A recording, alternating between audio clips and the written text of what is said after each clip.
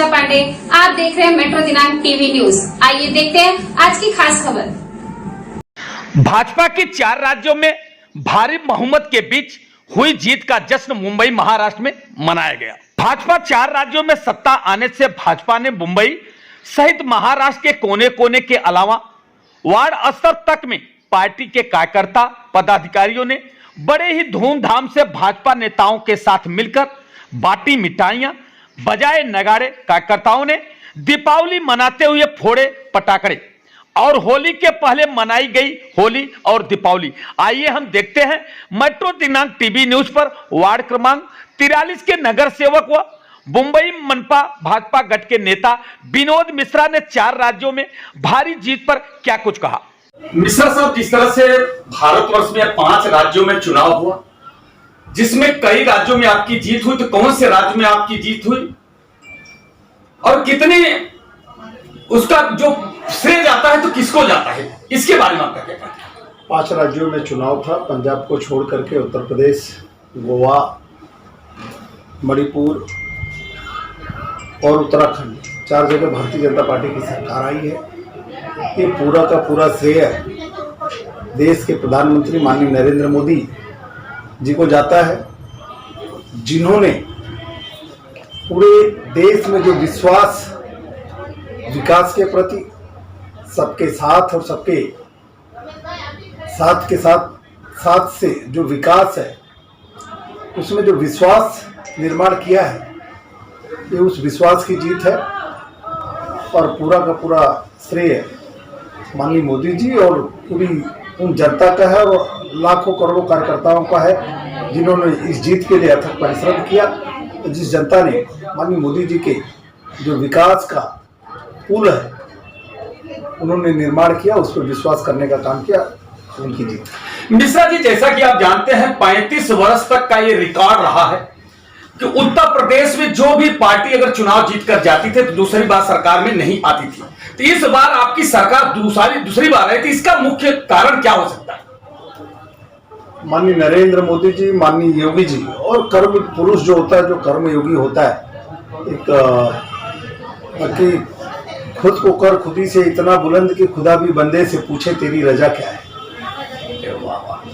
तो जो खुदा या ऊपर वाले ने जो तकदीर लिखी थी, उसको भी अपने कर्म के बदौलत, या जो अवधारणा बनी हुई थी उसको भी कर्म से चेंज कर दिया जा सकता है।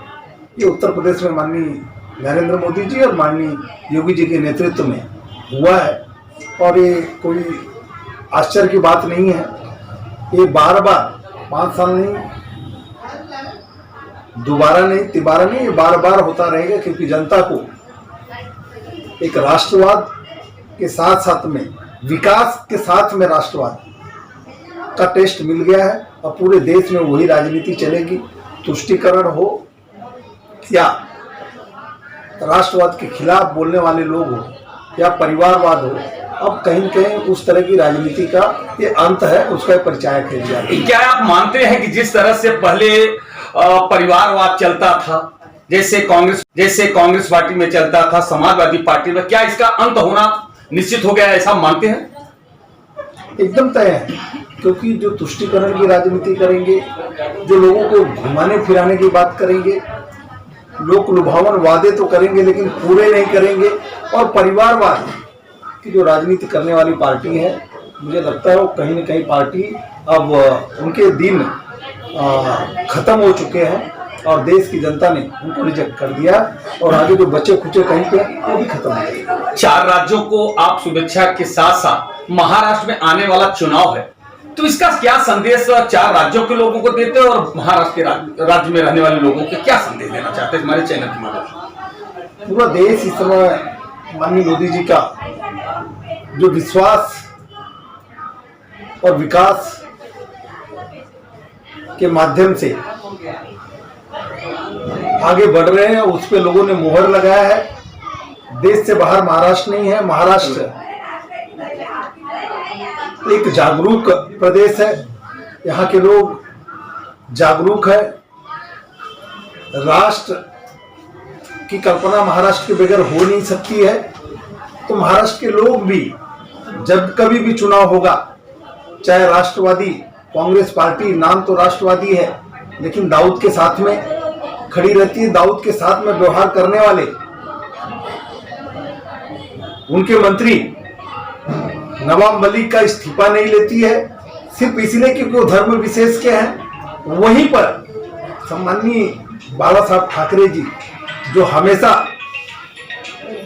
आतंकवादियों के खिलाफ, राष्ट्रद्रोहियों के खिलाफ बोलते थे, लेकिन आज सत्ता के लिए उनके सुपुत्र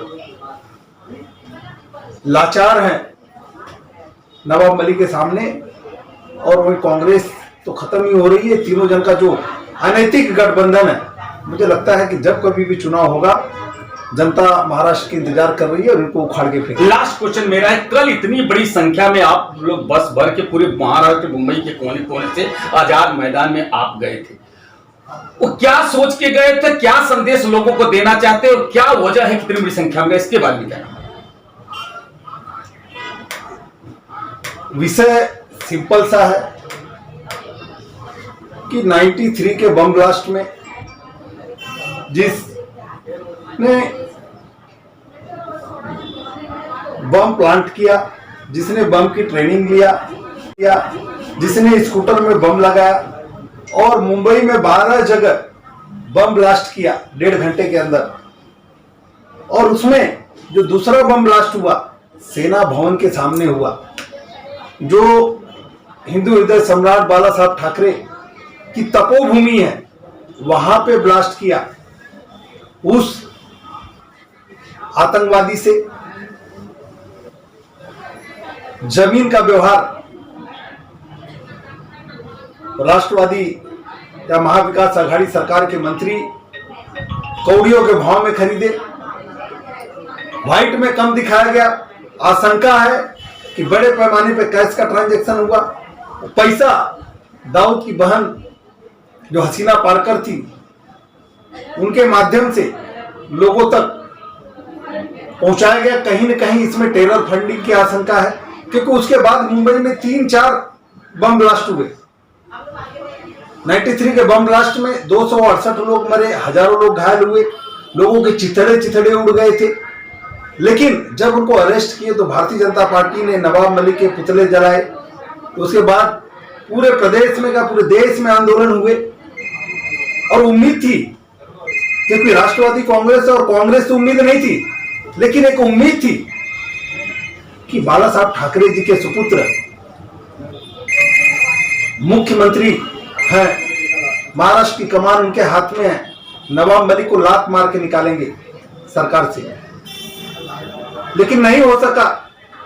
फिर हम लोगों ने तय किया, भारतीय जनता पार्टी ने विधानसभा में आवाज उठाई, विधानसभा में आवाज उठी, कुछ फर्क नहीं पड़ा। तो लोग जागरूक हैं, लेकिन मुंबई के और मुंबई के आसपास के करीब 50,000 लोग आजाद मैदान में जम करके इस सरकार को एक सांकेतिक चेतावनी देने का काम किए कि जो मुंबई की अस्मिता से खेलेगा, जो मुंबई के लोगों के चिथड़े उड़ाने वाले मंत्री के साथ में कंधे से कंधा बिठा बैठेंगे, उस सरकार को दीजिए। दुर्भाग्य कि एक बम ब्लास्ट के आरोपी के साथ में जेल के अंदर गया हुआ है, टेरर फंडिंग में जेल में गया हुआ है, जमीन के व्यवहार में जेल में बैठा हुआ। दूसरा उनका एक मंत्री जो 93 के बम ब्लास्ट का याकूब मेमन, जिसको फांसी की सजा हुई थी, सुप्रीम कोर्ट ने सजा दिया था, जब फांसी हो रही थी उसको फांसी नहीं होनी चाहिए। दूसरा मंत्री महाविकास आघाड़ी का आज भी ठाकरे सरकार के साथ में कंधे से कंधा मिला के चल रहा है। ये दुर्भाग्य है, और ये चेतावनी देने के लिए कल सब लोग, हजारों लोग आजाद मैदान में जमा थे कि इनकी जो भ्रष्टाचार की, जो आतंकवादियों को शोषण और पोषण करने वाली राजनीति है, उससे आजादी के लिए लोग आजाद मैदान पे गए थे। धन्यवाद मिश्रा जी, मुझसे बात